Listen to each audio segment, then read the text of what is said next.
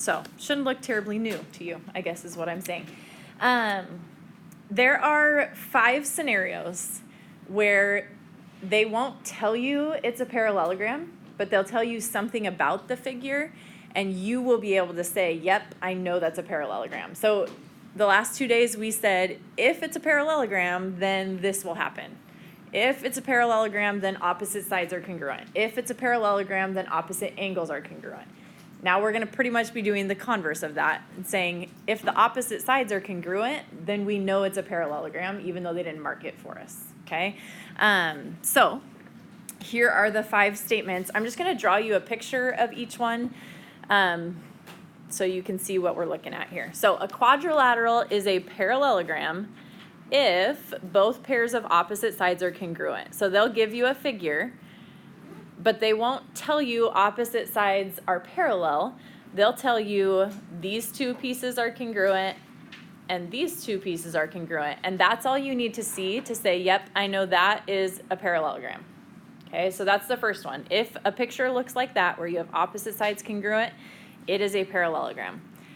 The second one, it says an angle is supplementary to both of its consecutive angles. So a quadrilateral is a parallelogram if we can do this with it.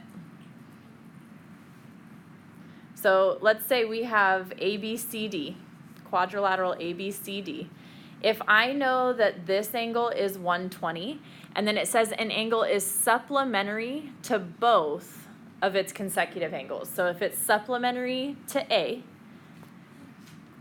so in other words, if A is 60, and it's supplementary to C, so C is 60, then we know right now that that is a parallelogram. Why do you think we don't need angle D? We know what it's going to be because a quadrilateral always adds up to the same thing. It always adds up to 360, and if those are consecutives and supplementary, then this one is going to be 120 as well. So you don't need all 4. All you need is an angle with both of its consecutives supplementary, okay? So we would say this is a parallelogram. Third one. A quadrilateral is a parallelogram if both pairs of opposite angles are congruent. So if I have this figure and we are told that this angle is congruent to that one and this angle congruent to that one, then they don't have to tell me opposite sides are parallel. We know this is a parallelogram, okay? So if both pairs of opposite angles are congruent, then it's a parallelogram. The next one is the one we just did in 6.2b. We know something is a parallelogram without them telling us anything about parallel sides if we can draw the diagonals in and they cut each other in half. So if I know that these are congruent and I know that those 2 are congruent, if that is what I'm given, I know without a doubt that is a parallelogram. Okay. And then the last one is new. You haven't done this one. But this one just says one pair of opposite sides are both congruent and parallel. So they will tell us one pair of parallel sides, but they won't tell us the other pair. But they will tell us that that same pair that's parallel is also congruent. So it'll look something like that, or maybe it looks like this, where these are parallel, and then they tell us this is 8 and 8, right? So they are congruent and parallel. It will be a parallelogram. Okay, so those 5 scenarios, if you see those things, you know something is a parallelogram. All right? Questions on any of those? Okay, so the way they're going to ask the question then is slightly different. Instead of saying, what is the value of x? They're going to say, find the value of x in order that this would be a parallelogram. They did this in chapter 3 with some of our questions too, right? Where we just worded it a different way, but really you were doing the same thing. So for example 1 here, it says, for what value of x must RSTU be a parallelogram? Well, what has to be true for this to be a parallelogram? RS and UT have to be equal, and RU and ST have to be equal, right? So we would have to set both of these equal and these equal for the figure, there's the word, for the figure to be a parallelogram, okay?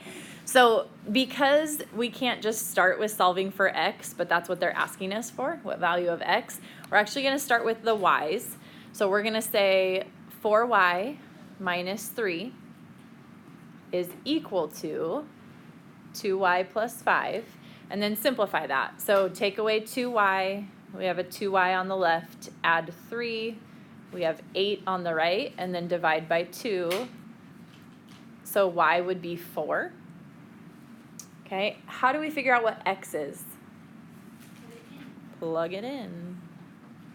So 5 times 4, 5 times y should equal x plus 8. So we're just going to take 8 away from 20. So x would have to be 12. So if x was 12, then this figure is a parallelogram. If it's anything else, it's not a parallelogram. Okay? Any questions on that?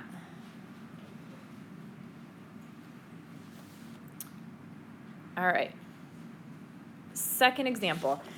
You have a few different scenarios here, 4 different pictures. And the question is, can you prove that this is a parallelogram? So based on the markings they give you, based on the information that you have, can you prove it? If so, how can you prove it? And if not, why not? So if you can prove it, you're going to use one of the 5 things that we know to be true. Yes, ma'am. What? Did you have the first answer for me? Is that what you're going to do? Oh, okay. All right, so this first one, notice what they tell you here, because sometimes it's not just marked on the figure for you. Sometimes you have to look at other information. They tell you that DB is 2 times DE. What does that mean?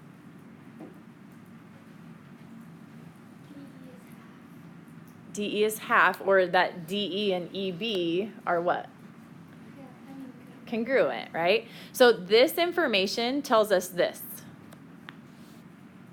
Okay? So that's what we know in the picture. Is that a parallelogram? Yes. Why?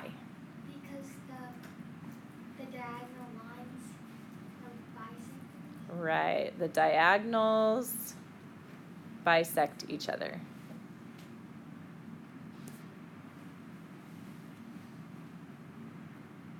Okay, so that would be yes. Look at the second one. You have 49, 131, and 49 given to you. Is that a parallelogram? Why? Because the opposite angles are the same. Is it as it's 360? Um, Angles separate. That's the one, right? So if you did the math and you solved for that 4th angle and you showed me it was 131, then you could say opposite angles are congruent, but you have to show me that you found that extra angle, right? There's a quicker way with, I think it was the second one we did. Yeah, that's that number 2, an angle supplementary to its 2 consecutive angles. So this would be yes. Now, where you have to be a little bit careful on this is people see like, oh, these 2 are the same, and then there's this other one. I bet it is.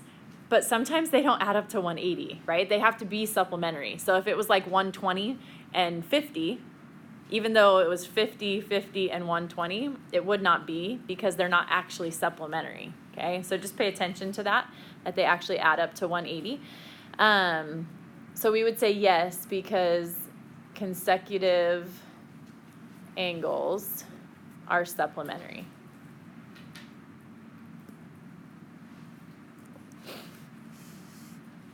Okay, so that is a yes. How about this third one? Let's see your depth of thought here.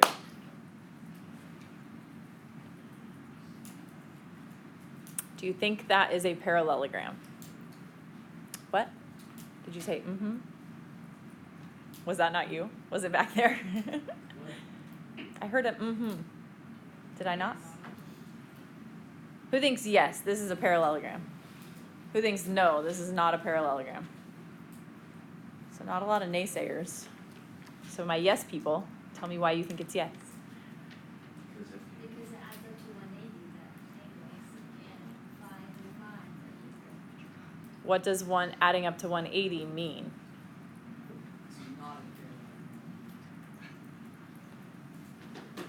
It is a parallelogram, actually. But I need a good reason why. Because adding up to 180 wouldn't make it. Right, but it's not, remember the supplementary thing has to be that two consecutive angles are supplementary to the same one. So if they had told us this was 50, then sure, you could say consecutive angles are supplementary, but they didn't tell us that. Go back to chapter 3 here. Wait, so is it a parallelogram? It is a parallelogram, but I need to know why.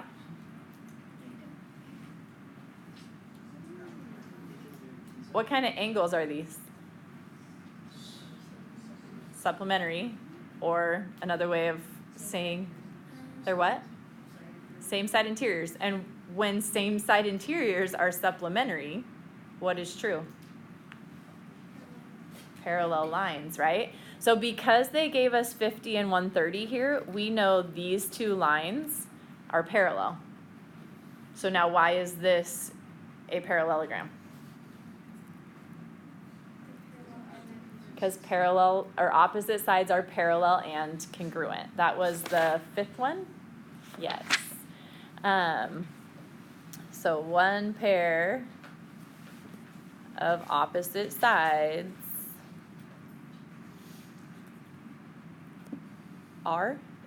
one pair is parallel and congruent. Okay. Questions on that? So you might have to think a little deeper, right? One thing leads you to something that tells you then they are or are not. How about D? Parallelogram? Why not? It's not opposite sides, it's consecutive sides are congruent, right? These two are congruent, and then these two are congruent, but it has to be opposite sides that are congruent. Anyone know what this is called? You will eventually. This is a kite. When you have two consecutive sides that are congruent, it's a kite. So this would be no, because it's not opposite sides that are congruent.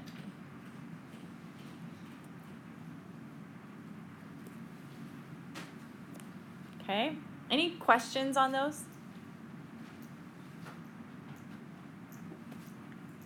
All right.